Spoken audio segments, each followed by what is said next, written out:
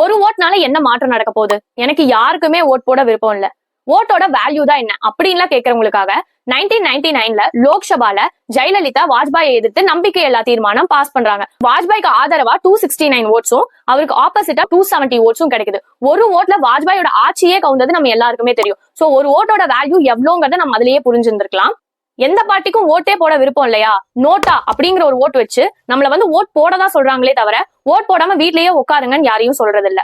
இது வரைக்கும் vote போட்டவங்களோட calculations படி இவங்க இவங்களுக்கு போடுவாங்க, இவங்க இவங்களுக்கு போடுவாங்க அப்படிங்கிற ஒரு ஸ்டேட்டஸ் இருக்கும். ஆனா ஃபர்ஸ்ட் டைம் ஓட்டர்ஸ் மட்டும் தான் யாருக்கு ஓட் போடுவாங்க அப்படிங்கிற ஒரு ஐடியாவே இருக்காது. சோ எலெக்ஷனோட ரிசல்ட்டையே மாத்த போறது யாருன்னா ஃபர்ஸ்ட் டைம் ஓட்டர்ஸ் தான். உங்களுக்கு யாருக்கு ஓட் போடணும்னு தெரியலையா, டெய்லி நியூஸ் பாருங்க, அப்டேட்ஸ் பாருங்க, லாஸ்ட் டைம் கேம்பெயின்ல பண்ண ப்ராமிசஸ் எல்லாம் அவங்க நிறைவேற்றிருக்காங்களான்னு பாருங்க. ஓட்னால என்ன மாற்றம் கிடைக்குதுன்னு யோசிக்காம ஓட்டுக்கு மாற்றம் கிடைக்கிற வரைக்கும் நான் ஓட் போட்டுட்டே இருப்பேன்னு போடுங்க. சோ எல்லாருமே ஓட் போட்டு நம்ம ஜனநாயக உரிமையை காப்பாத்துங்க. ஹாப்பி ஓட்டர்ஸ் டே. ஜெய் ஹிந்த்.